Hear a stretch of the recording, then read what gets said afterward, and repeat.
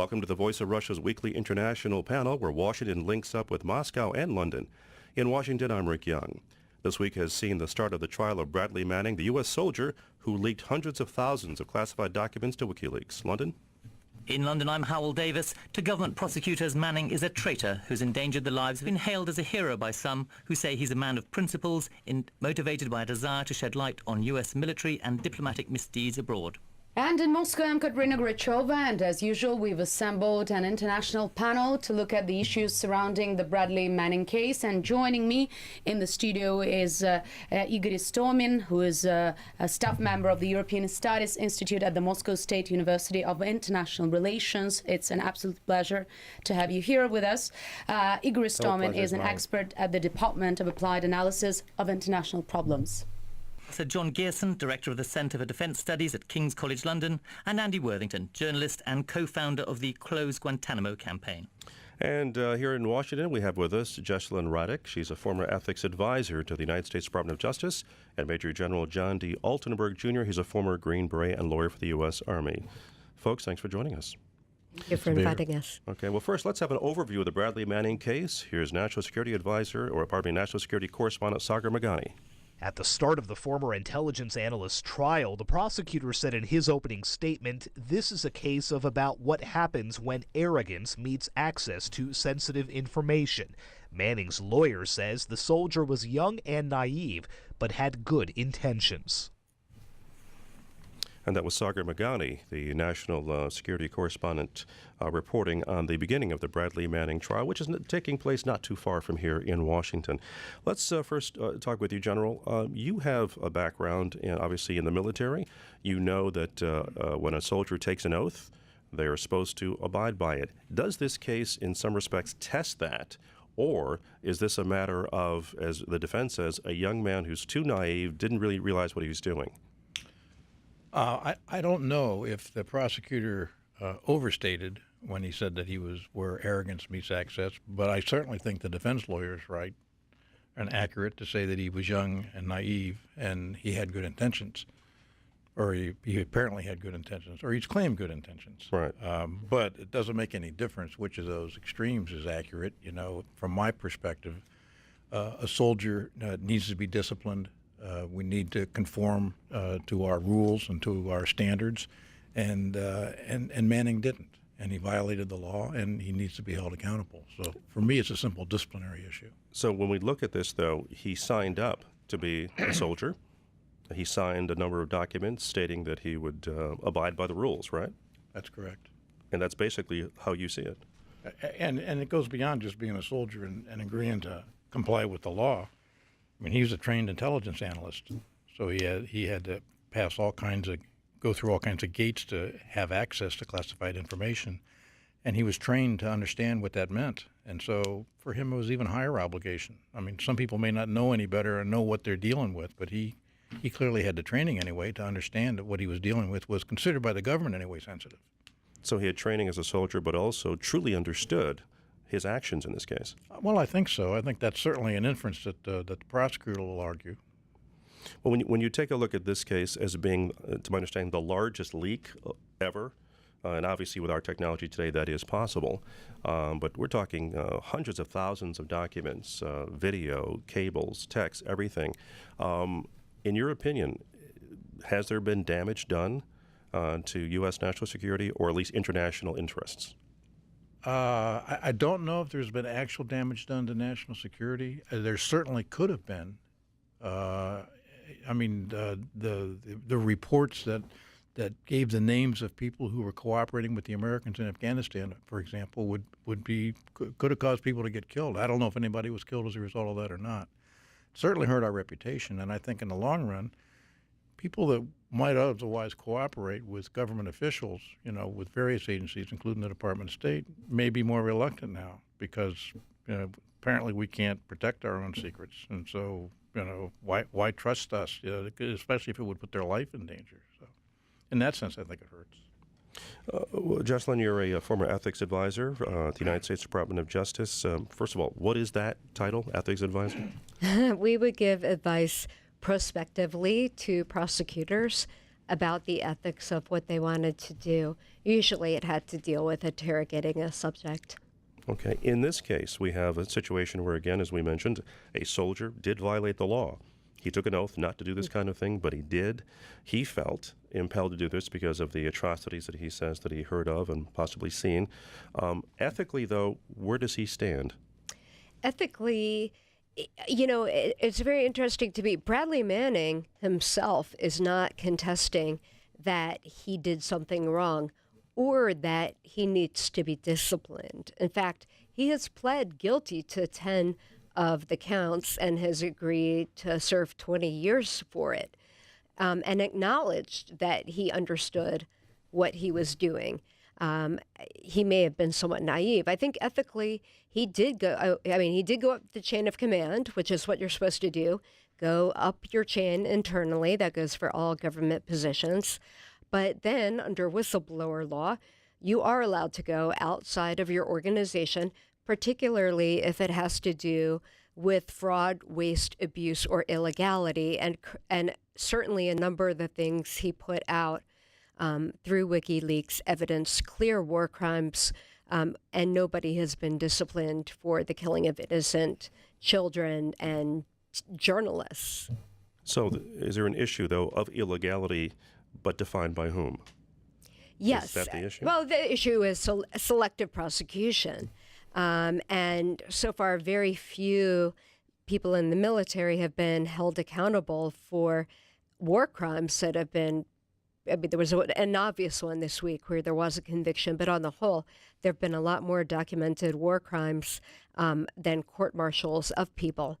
I'm not saying that Bradley Manning should not have been court-martialed, but he's agreed to 20 years. I think everybody, including a number of people in the military I've spoken with, see that as sufficient. So what is going on right now feels a lot like overkill, particularly with their theory of the case. I understand he's facing like 21 counts of leaking classified information. That's in addition to the ones he's already pled guilty to.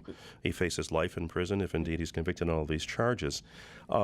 Overall, though, when you take a look at a case like this, he said he felt impelled. He felt he had to do something because of what he feels the American people should have seen.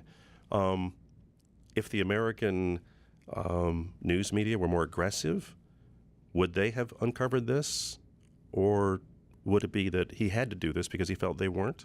I think he felt like he had to do this because the mainstream media in the United States has been behaving more like lapdogs than watchdogs of the government. And he saw this information, relied on his conscience, and didn't feel like he could live with himself that if he didn't reveal the information, and felt like it was worthy of a public debate, which proved absolutely true because mainstream newspapers all over the entire world, including the United States, reprinted in substantial part what he exposed. Well, John, Daniel Ellsberg, of course, released the Pentagon Papers back, I think, the early 70s, right? He was a reporter. What's the difference between his releasing the Pentagon Papers at that time and then Bradley Manning now? What's the difference? Well, first of all, he wasn't a reporter. I think he was actually a government employee. He worked in a think tank, I think. So he didn't have that, going for him, so to speak. He was an employee of the United States government. The scale is different.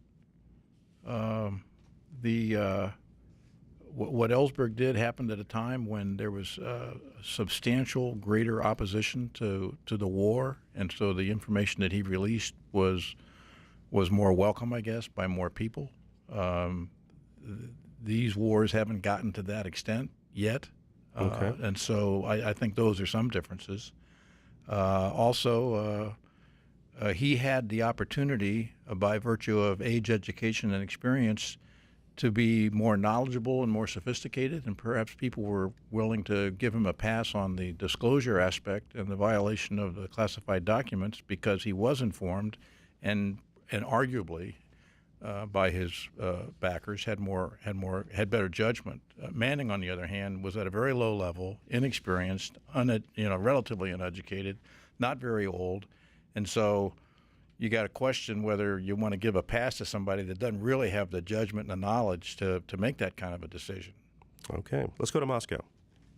Well, thank you very much. We've been listening carefully to what your guests had to say and whether this is a pure disciplinary issue, national or whether security. But I would like to take a look at some other aspect of the case, which definitely can be dubbed as the largest leak ever so far in history. Igor Istomin is here in the studio with me from the Moscow State University. I would like to ask you, WikiLeaks offered the Pentagon to vet some of the documents before it released them, in case those documents were going to endanger anyone. But as we understand, the Pentagon refused. First of all, I think that we have to understand that Bradley Manning perhaps was a very well-trained analyst. And due to this reason, he actually said in his statement that his main goal was not to hurt U.S. interests, but to embarrass. I think that's what happened actually. So the reason WikiLeaks provided this opt-out for the Pentagon was actually the same. I think this is the similar situation. And from the substantial point of view, for example, I was more interested in diplomatic cables, and I couldn't actually find anything that we couldn't predict without these cables, actually. So it's kind of old news to much extent. But at the same time, the desire was, of course, to provide Pentagon and to show the misconduct of Pentagon. And it was a clear understanding that despite this conversation with Pentagon, WikiLeaks would certainly engage in providing these documents which would hurt public image, not substantial policy, but public image of Pentagon. This is, I think, this is a clear choice not to cooperate in these kind of cases for the government, just not to be seen as kind of more friendly to this organization, and to then it's easier to blame this organization if you do not cooperate with it. Well, since you mentioned that Bradley Manning wanted to embarrass in the first place, I would like to address you with the same question as my colleagues in London and Washington addressed their guests. Ethically, where does Bradley Manning stand in your view? I think that this is the case when we have a person, really young person, who is facing a dilemma. Actually, the dilemma where he has certain civil obligations, and he has military obligation due to his place. I think it's a very personal issue that the person should decide which of his obligations are more important for himself. So do you agree it was more of a disciplinary issue for him as a military serving for the U.S.? I think what we are seeing now is what the prosecution proposes is a very interesting case, because they do not stop at saying that it was disciplinary issue. They're saying he was providing information for enemies. Mm-hmm. And that it was more than just disciplinary issue. I think that this is part of the problem with the prosecution, that they just do not stop at saying that, okay, it was a misconduct, but they try to blame him for helping the enemy, for example, Osama bin Laden. And I think that this part of the prosecution, I'm not a legal expert, but from my point of view, it's rather weak. Well, if we look at the proportion of similar cases, the Obama administration has prosecuted more whistleblowers under the infamous Espionage Act than all prior presidencies combined. Is this sending a message to would-be whistleblowers to keep their mouths shut, or could it potentially maybe backfire at President Obama's legacy? Well, I don't see contradictions here. I think that it certainly could show the whistleblowers that they are not welcome by this administration. And of course, on the other hand, the public would be this could be a major case for the public, that this was not high moral standards by the administration itself.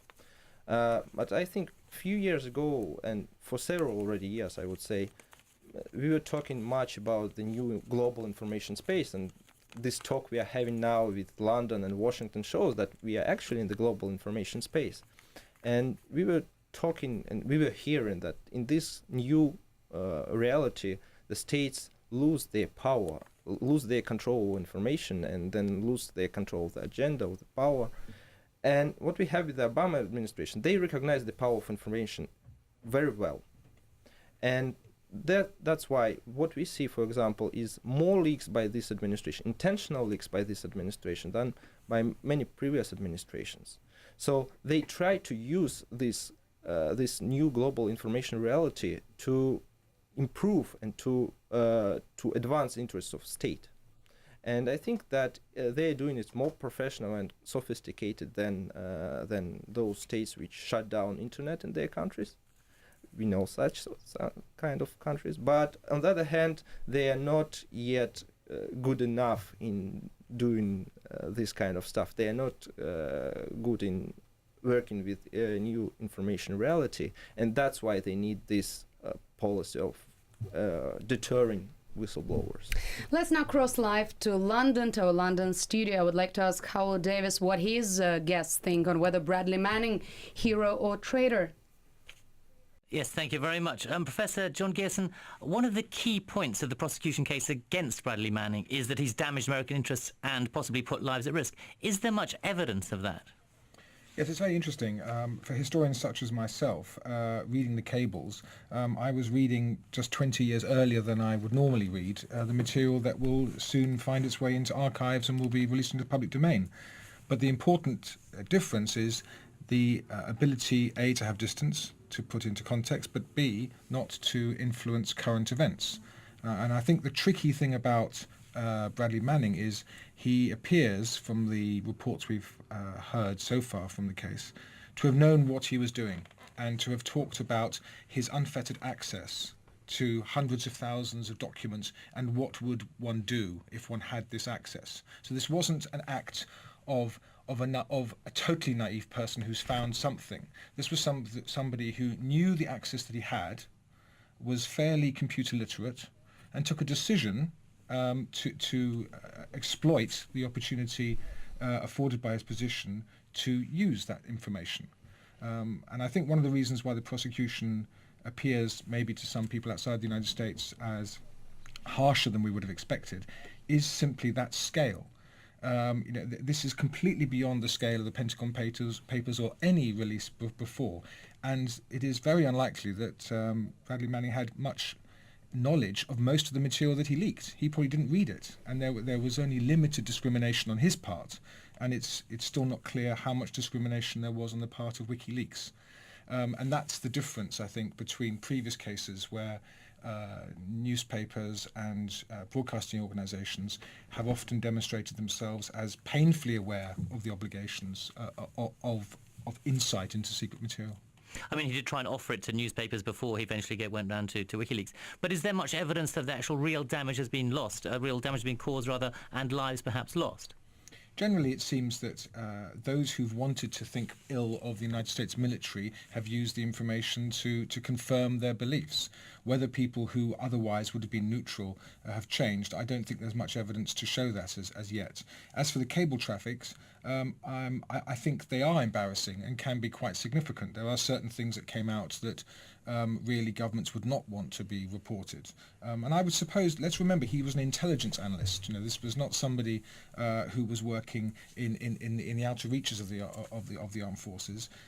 Intelligence is about trust, and it's about discretion. And I certainly think that America will find it harder to get people to be as candid as they would like if they don't believe that information will be held confidentially, albeit that there is no such thing as absolute security.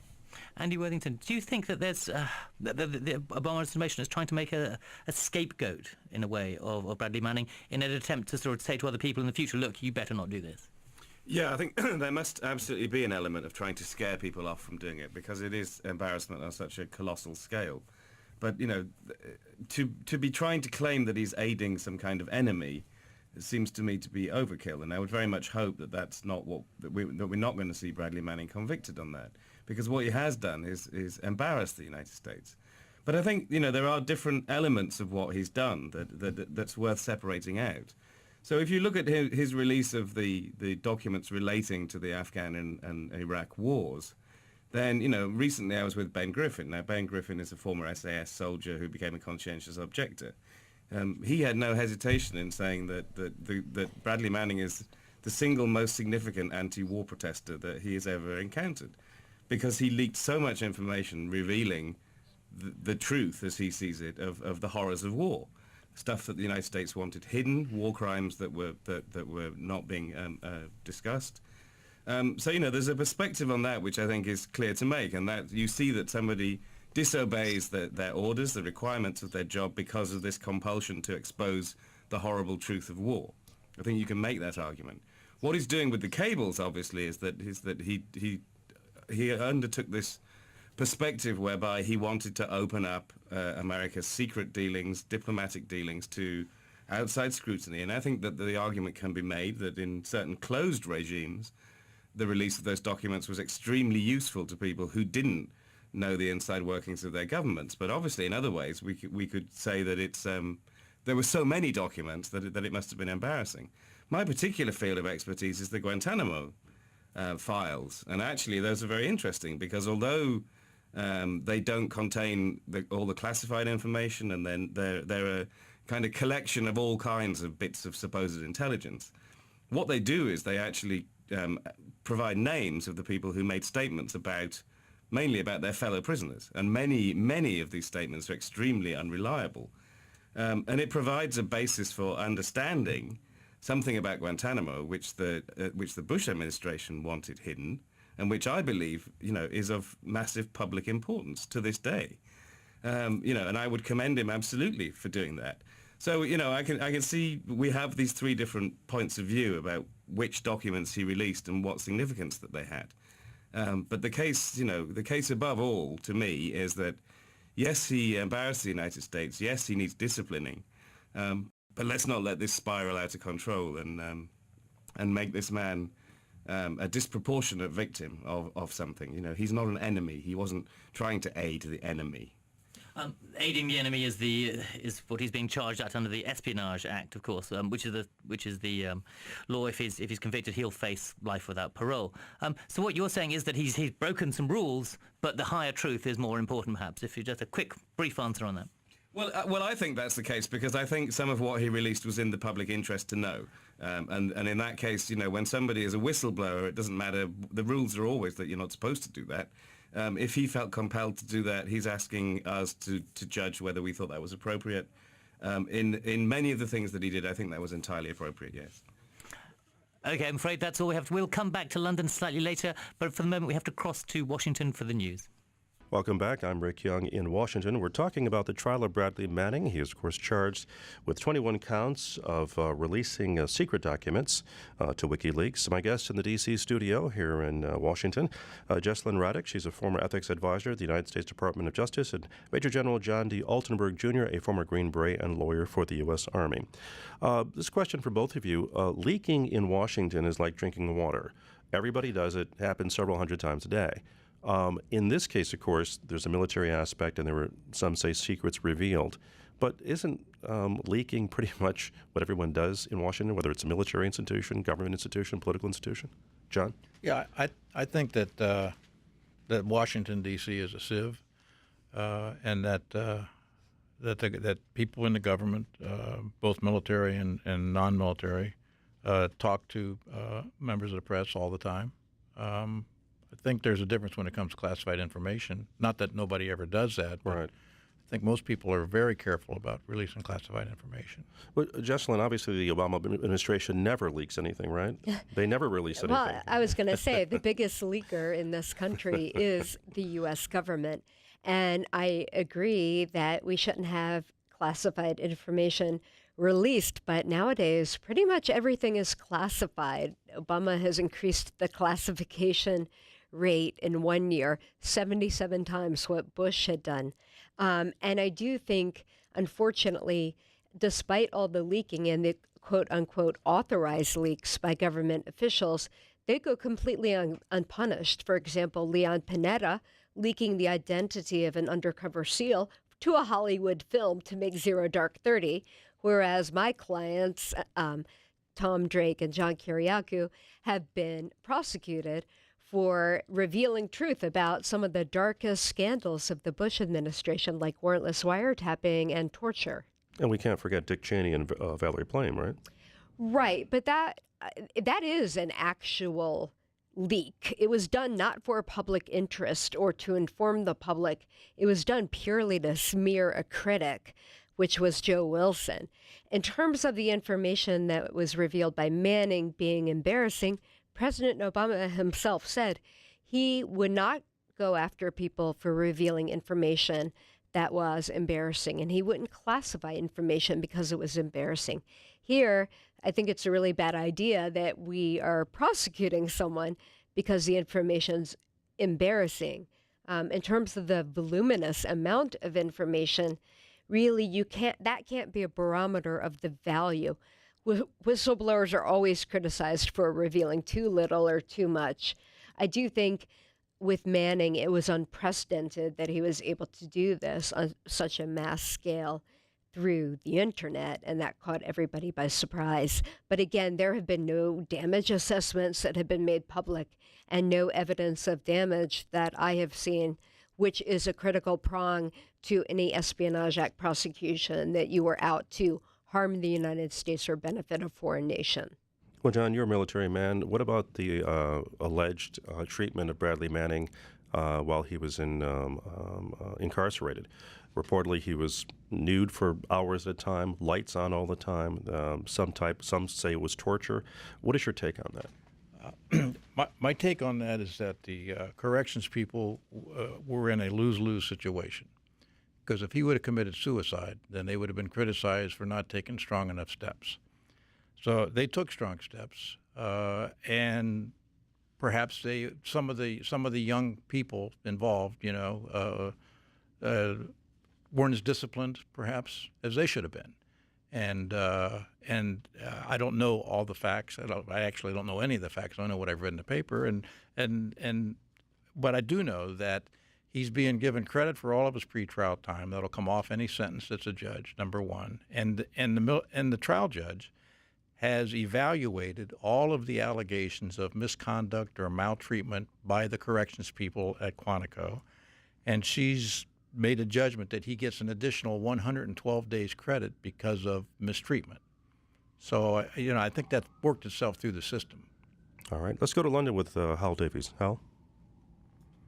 Yes, I'm interested in talking with you, Professor John Gisson, about the legacy of the Bradley Manning leak and trial. What will come of this? Do you think the intelligence operatives will be much more cagey about what they say? Is there a sort of an aspect of this that we're not looking at yet?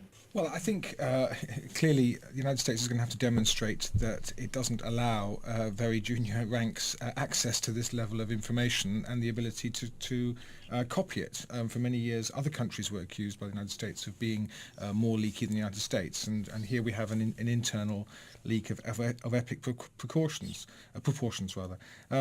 Where things, I think, will change from this whole decade that we've gone through is the ability for people in the intelligence world to have an access route outside their line of management where they can express concerns. And that's something that certainly came out of the British inquiry into the WMD affair in Iraq, where the Butler inquiry recommended having a professional head of intelligence that analysts could go to outside their line management to express concerns.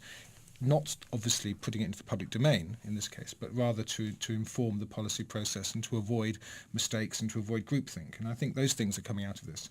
Whether mass releases of data to the public in the form of WikiLeaks is fundamentally going to change anything, I don't know. I think what's really changing information, of course, is the connectivity of everybody through their smartphones, and the fact that information is no longer the preserve of the authorities. And I think that will change the intelligence business as well as the public's access to it. Yes, I mean, one of the most shocking things that was uncovered was that video of the killing of the 2 Reuters cameramen, and that was obviously secret military video, but it was put on news stations all across the world. Absolutely. Although again, we don't know what had preceded the 30 minutes before that 2-minute clip that was shown, and it's I think it's problematic to label this necessarily as something that was an act that should not have taken place versus something that was criminal in nature. But clearly we would like to see, I suppose, due process where there is evidence enough to follow it. Andy Worthington, are you slightly surprised by this trial? I mean, we have had the Obama administration using the espionage twice as much as every single president preceding him. He used it 6 times. All the other presidents in history have only used it 3 times.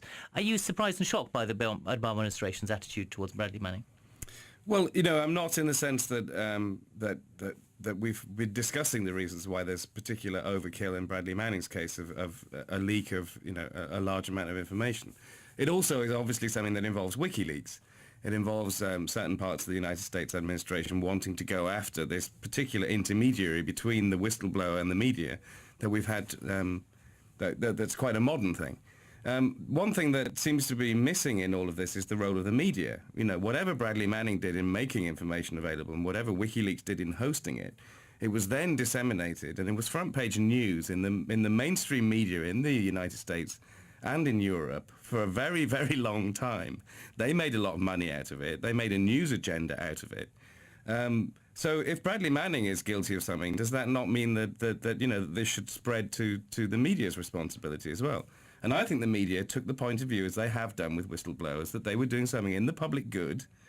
I'd like to see the mainstream media defend Bradley Manning a little bit more than they're doing, and WikiLeaks as being the intermediary, because I think that all of these things are very connected. Because we have had WikiLeaks are being, as you say, being prosecuted. If Bradley Manning had gone to the New York Times, then the threat is that they would be the people being prosecuted here. Yeah, well, I mean, the media has been scared into it because of the pursuit of Bradley Manning and because of the obvious intention of pursuing Julian Assange and WikiLeaks, has been scared into thinking that maybe the United States government is going to come after them. I think their obligation is to stand on the pulpit and say, no, what we were doing was in the public good. That's what leaks are about, and that's why the media publicizes information that's made available by whistleblowers, because it is in the international and national interest for that to happen. So I think I'd like to hear them speak up a little bit more about what's going on. And some of the revelations that came out were fairly shocking, weren't they? The US ignored abusive prisoners by Iraqi security forces. Clinton ordered US diplomats to spy on UN officials. Pressure being put on Germany not to prosecute CIA agents, as well as the US special forces working with the Pakistani military, as well as the stuff from Afghanistan and Iraq as well. Is there a way of getting this information out without these leaks of classified information there? I don't know. I mean, the United States needs to be assessing, obviously, this has been discussed, needs to be assessing who has access to what information, as well as, needs to stand back and review the process of classification. Is there a process of over-classification? Certainly, one thing that we're missing out in here as well is that the very pinnacle of top-secret information, none of this was available to Bradley Manning, and nor was it leaked by him. That's something that maybe the prosecutors are not putting across. But the United States needs to evaluate these things, how it's doing things, who has access to information. Professor Gearson, there's meant to be 2 million people who have access to classified information in the United States. Is that just too many? I mean, I think each country has to make its own decisions. Any classification system and any system of vetting people is open to abuse, but also can often stand in the way of producing good policy, which is, after all, what countries want. And so the problem with vetting and classification is that people with good ideas who aren't classified aren't able to have the discussion sometimes. And I think that we have had a period where those insiders, and I mean people at the policy level in ministries, have felt chastened and unable to express concerns about policies in a way that perhaps is unusual. Disloyal is a very strong word, but being off message, and this is part of the whole news agenda cycle and the pressure that our modern media puts on policymakers, means that you can't risk anyone sounding as if they've expressed concerns about something. Now, if WikiLeaks and Manning have revealed the fact that there are a range of opinions within governments, that's no bad thing. I'm afraid that's all we have time for today. Thank you very much to my guest here in London, Professor John Gearson, Director of the Centre for Defence Studies at King's College London, and Andy Worthington, a British journalist and author of the book The Guantanamo Files. Coming up next from London, we have Alice Lanyardo talking to two music writers about Stravinsky's revolutionary work, The Rite of Spring. That turns 100 years old this year.